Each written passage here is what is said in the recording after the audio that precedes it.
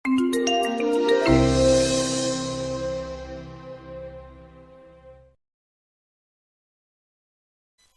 terima kasih. Assalamualaikum warahmatullahi wabarakatuh. Selamat siang menjelang sore, Bapak Ibu. Ini saya ada PowerPoint mau coba di-share tadi, Prof. Yandra. Ah, Problem ya, tapi ini saya coba mau share, Pak. iya ya. Belum bisa nih. Sebentar.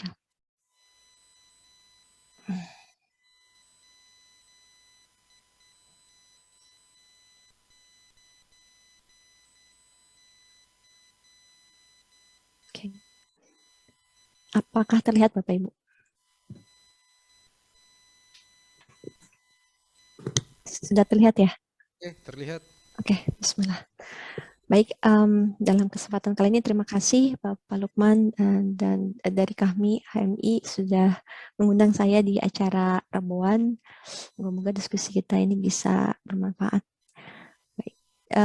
Saya dari Pusat Artificial Intelligence ITB, jadi untuk paparan ini memang fokus di bagian teknologi artificial intelligence. Kalau tadi Prof. Yandra cerita beberapa teknologi dari mulai AI, big data, dan kemudian blockchain. Kalau ini saya lebih fokus ke bagian AI-nya saja, Bapak Ibu. Ini sedikit tentang Pusat Artificial Intelligence ITB. Ini kita ada YouTube yang isinya adalah beberapa video ya terkait dengan ilmu dari artificial intelligence itu sendiri. Jadi kalau ada yang berminat untuk belajar atau melihat juga use case di tempat lain, seperti contohnya ini ada di Bea Cukai atau di Bukalapak, itu silakan masuk ke YouTube-nya Pusat AI ITB. Semoga ada manfaatnya. Nah, ini saya cerita sedikit pertama terkait dengan arahan teknologi artificial intelligence di Indonesia. Bapak Ibu, dari sejak tahun 2020 itu sudah ada strategi nasional kecerdasan artificial intelligence, kecerdasan artifisial yang sebenarnya kalau dilihat-lihat kita agak terlambat dibandingkan negara-negara lain, terutama jika dibandingkan dengan negara besar seperti Amerika maupun Cina maupun Jepang misalnya ya. Bahkan dengan negara tetangga seperti Singapura pun kita sebenarnya relatif terlambat. Tapi alhamdulillah sudah mulai ada inisiatif untuk mendiskusikan tentang strategi nasional ini. Jadi di tahun 2020 sebenarnya sudah ada satu arahan yang digagas oleh BPPT, mengajak banyak sekali stakeholder di situ, baik dari industri maupun akademisi maupun dari pemerintah. Jadi bukan hanya diskusi mengenai bidang prioritas atau inovasi industri, tapi di situ juga bicara tentang etika dan kebijakan gitu ya. Saya juga berharap bahwa ini kedepannya memang bisa dibuat menjadi lebih resmi gitu ya, terutama terkait dengan etika dan kebijakan. Dan saya masuk ke lingkup dari artificial intelligence, hanya refresh aja bahwa salah satu bidangnya itu adalah natural language processing. Jadi tadi Prof. Yandra cerita mengenai social media monitoring atau sentiment analysis, itu adalah bagian dari natural language processing di mana datanya diambil dari sosial media, misalnya seperti ini, ataupun dari artikel berita, itu kita bisa crawling data secara otomatis, dan kemudian setelah diambil, dimasukkan ke dalam database lokal misalnya, itu diproses, coba difahami. Definisi dipahami ini sendiri beragam, bisa jadi bentuknya adalah mengekstrak informasi penting, ataupun kita klasifikasikan terhadap sesuatu. Seperti tadi, misalnya dari Prof. Yandra cerita tentang behavior analysis. Gitu. Kita mau melihat sebenarnya isu yang sedang dibicarakan oleh masyarakat minimal di dunia maya itu seperti apa. Atau kalau tadi Pak Lukman sempat cerita bahwa kalau misalnya di Amerika itu ada survei khusus gitu ya Pak ya. Nah ini juga sama sebenarnya survei itu sendiri bisa dibantu oleh teknologi artificial intelligence karena kalau misalnya kita bayangkan surveinya itu jumlahnya bisa sampai ratusan ribu, itu kan sulit ya dilakukan oleh manusia. Maka di situ kita bisa manfaatkan teknologi artificial intelligence untuk mengambil informasi penting. Selain itu juga di sini ada chatbot di bawah kanan ini ya misalnya. Nah chatbot ini juga bermanfaat termasuk tadi ketika kita mau melakukan survei, sebenarnya kita bisa menggunakan si chatbot ini juga gitu. Kemudian selain di teks, AI sendiri juga ada di bagian speech.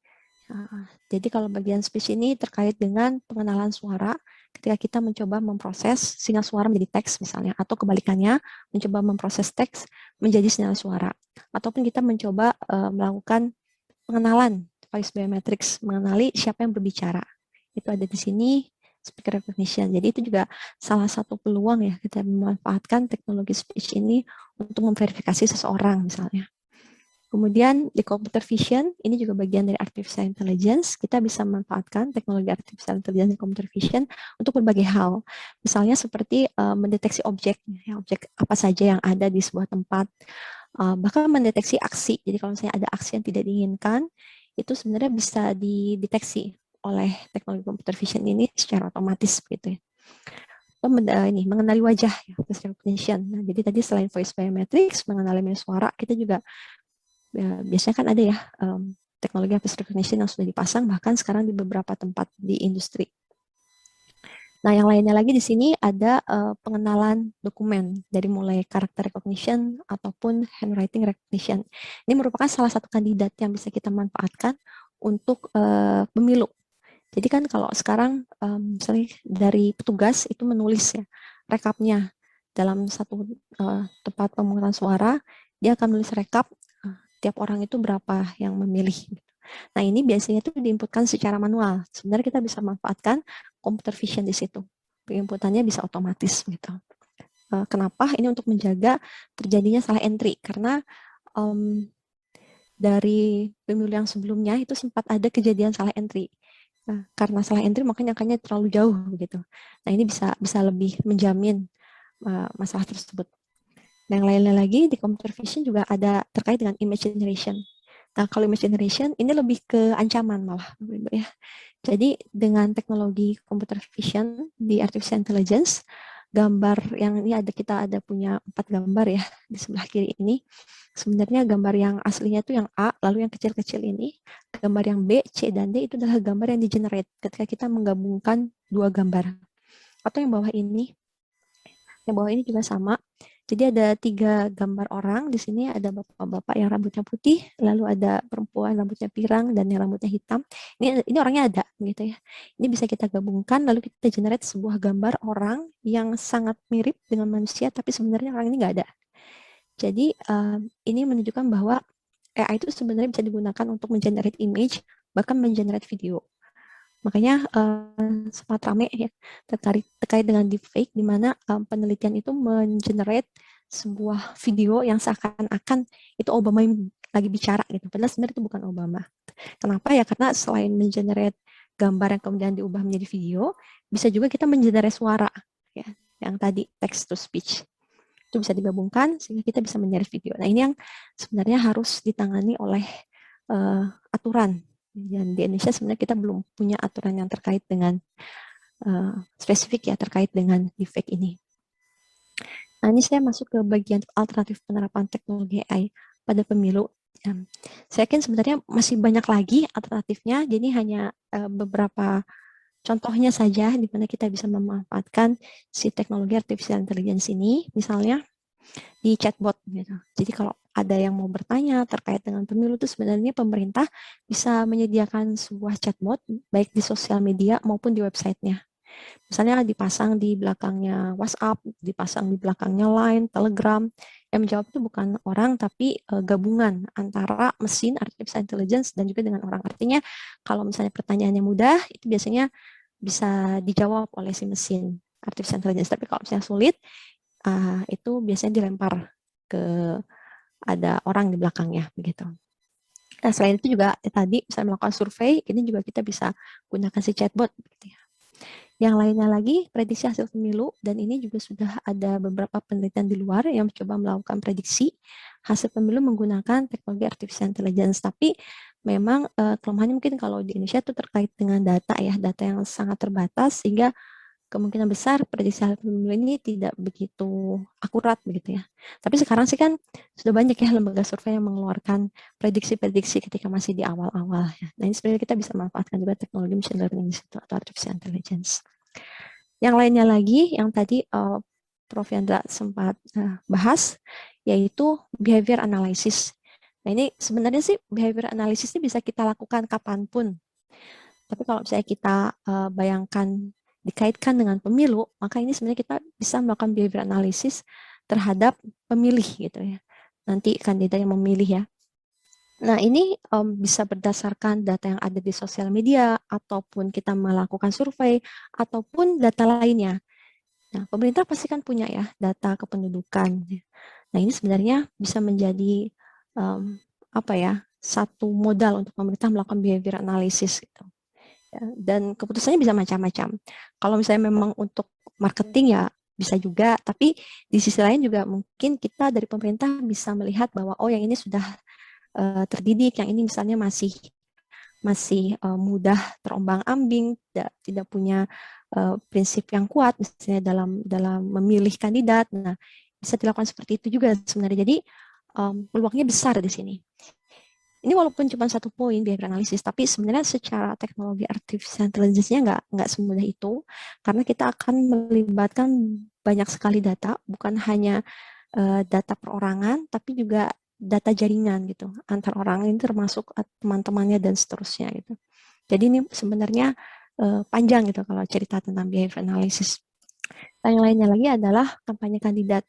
Jadi kalau misalnya di satu sisi kandidat itu melakukan kampanye, bisa dengan membuat bot akun, di mana pada waktu zamannya Obama ya, waktu itu tidak salah ada satu paper pas waktu pemilu zaman Obama itu berhasil dideteksi beberapa buah bot akun yang memang tujuannya itu melakukan black campaign terhadap Obama. Nah, ini sebenarnya salah satu manfaat dari teknologi artificial intelligence supaya kita bisa menjamin keadilan ya dari sebuah proses pemilihan umum gitu. Jangan sampai orang-orang itu dengan mudah terpengaruh oleh bot akun ini, karena bot akun ini bisa mengeluarkan berbagai informasi yang sebenarnya tidak betul, ya. Misalnya terkait dengan hate speech, jadi dia bisa aja dengan otomatis mengeluarkan hate speech untuk kandidat tertentu, atau mengeluarkan fake news, ini juga sama, bisa dengan mudah dibuat fake news. Dan fake news ini memang biasanya paling banyak itu beredar pada saat pemilihan umum. Ya, misalnya satu kandidat dirumorkan dia adalah homo misalnya. Nah, itu pernah kejadian di Indonesia, fake news di mana salah satu kandidat waktu itu saya lupa apa wali kota atau gubernur itu diisukan sebagai homo gitu. Nah, sebenarnya itu kita bisa melakukan deteksi fake news di situ dan dengan cepat menahan atau memonitor informasi ini sudah sampai sejauh mana. Minimal di informasi publik ya, sosial media yang memang bisa diakses banyak. Seperti misalnya di Twitter atau di YouTube. Di YouTube itu kan suka banyak video-video ya Pak Iwi, dan seringkali video-videonya berupa fake news. Nah, ini sebenarnya kita bisa menggunakan teknologi artificial intelligence untuk melakukan monitoring di mana saja ada fake news dan kemudian di-ban gitu. Nah, ini kaitannya dengan kampanye kandidat supaya lebih jurdil ya. Kemudian yang lainnya adalah data kandidat. Nah, seringkali masyarakat itu tidak tahu sebenarnya seorang kandidat itu latar belakangnya seperti apa. Nah, sebenarnya dengan adanya teknologi artificial intelligence dan juga big data, kita bisa melakukan crawling terhadap informasi terkait kandidat ini, baik dari sosial media maupun berita. Dan itu bisa otomatis, tidak perlu ada orang yang kemudian mengecek di belakangnya. Gitu. Kalaupun ada yang mengecek, mungkin ketika kita melihat akurasi dari teknologi artificial intelligence ini mungkin agak turun misalnya di bawah threshold tertentu, nah itu bisa gitu ya. Tapi sebenarnya pada dasarnya ini kita bisa lakukan secara otomatis dan itu akan sangat membantu seseorang ya ketika dia akan melakukan pencoblosan. Dia akan melihat dengan betul terkait dengan latar belakang orang ini, sejarahnya seperti apa yang dia bicarakan, gaya bicara dia kalau di sosial media seperti apa, dan seterusnya. Sebenarnya bisa sampai ke sana. Ya. Cuman memang di kita sendiri masih belum ada inisiatif ke arah sana. Ya. Dan selain itu juga si pemilih ini, kita bisa melakukan search terhadap si data kandidat tadi. Ya. Ini adalah beberapa alternatif kelihatannya, alternatif untuk penerapan teknologi artificial intelligence pada pemilu. Selain itu juga, tadi Prof. Yanda sempat cerita tentang e-voting. Nah, ini kemungkinan besar di Indonesia masih jauh gitu ya, Prof. ya. Jadi kalau misalnya kita bayangkan, ya kita masih akan melakukan yang seperti ini. Nah, ini lebih ke kaitan dengan infrastruktur ya. Bukan hanya infrastruktur yang besar, tapi bahkan jaringan telekomunikasi pun kita masih belum rata begitu. Nah, di sini kita bisa manfaatkan teknologi artificial intelligence untuk di bagian yang sebelah sini, entry data otomatis yang saya sempat tadi mention sedikit, baik menggunakan OCR maupun ESR. Jadi kita bisa masukkan kertasnya sambil diucapkan juga, ada 2 kali pengecekan jadinya. Nah, kalau misalnya kita lakukan itu akan mengurangi kemungkinan salah entry. Dan ini kita tidak perlu banyak-banyak infrastrukturnya. Nah, kita cukup gunakan misalnya pakai HP, kita foto dan kita masukkan suara kita ke situ, itu sudah cukup. Gitu. Sebenarnya bisa seperti itu. Dan kalau tidak salah dulu sempat ada wacana mau melakukan ini, tapi rasanya tidak jadi begitu ya. Nah, ini contoh chatbot. Jadi chatbot itu manfaatnya ada beberapa nih, beberapa di antaranya seperti mencari informasi, menyebarkan informasi, promotif, tentu yang harus positif ya. Lalu survei, kita melakukan survei akan lebih murah, jadi biayanya kita melakukan survei secara online seperti ini. Lalu transaction maupun schedule. Dan ini juga inputnya bisa berupa teks maupun suara. Nah ini contoh Bapak Ibu, contoh ketika inputnya merupakan suara. Riset dan Teknologi Republik Indonesia. Apa yang bisa saya bantu?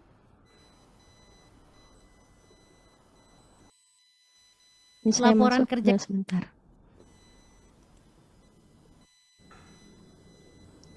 Ketika menggunakan suara ya Bu ya. Nah ini. Halo Rizka, selamat pagi. Halo, selamat pagi. Apa yang bisa Oke, Rizka ini bantu? saya hanya ingin menunjukkan bahwa sebenarnya teknologi artificial intelligence kita di bidang suara itu sudah sangat lumayan Bapak Ibu. Kemarin kita sempat melakukan perbandingan dengan Google ASR dan alhamdulillah ternyata buatan orang Indonesia itu akurasinya lebih tinggi daripada buatan Google untuk pengenalan suara bahasa Indonesia. Ya, ini kan bahasa Indonesia, harusnya memang orang Indonesia yang punya teknologinya. Oke, nah terus yang berikutnya ini yang sosial media monitoring. Tadi Prof. Yandra sempat menjelaskan juga terkait sosial media monitoring, apa yang dilakukan. Kita bisa melakukan real time streaming dari berbagai sosial media, ini contohnya dua, misalnya Twitter dan Instagram, tapi sebenarnya kita bisa banyak, YouTube dan seterusnya. Kemudian setelah itu, baru setelah kita crawl, kita lakukan bagian artificial intelligence-nya di sini, text analytics. Kita bisa mengambil konsep tertentu, atau klasifikasi topik, mengklasifikasi sentimen, mengklasifikasi hate speech, mengklasifikasi hoax, dan kemudian kita tampilkan.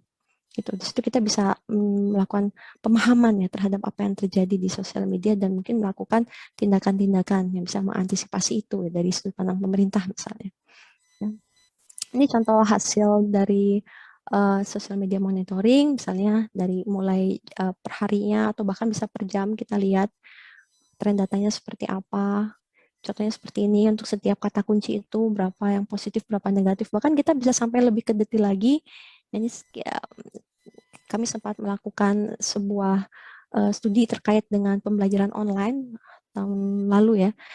Jadi kita ambil beberapa data dari sosial media, dari Twitter, dan kita lihat bahwa ada yang memang opininya negatif seperti ini, ada juga yang opininya positif ya. Ada yang bilang belajar dari rumah itu nggak efektif, tapi ada juga yang bilang memberi warna baru di dunia pendidikan. Nah, ini minimal bisa memberikan masukan ya untuk mengambil keputusan atau bahkan untuk yang memang sedang ada di dalam pemilu itu sendiri gitu ya, untuk melihat apa yang perlu dijawab ya, terkait dengan isu dari masyarakat gitu.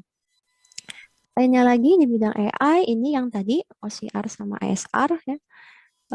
Kita bisa menggunakan OCR di sini untuk mencoba mengenali karakter yang dituliskan dan supaya dia lebih lengkap, ada semacam pembandingnya, kita bisa gunakan juga ASR tadi, speech recognition-nya, untuk mentranskrip suara ke dalam teks.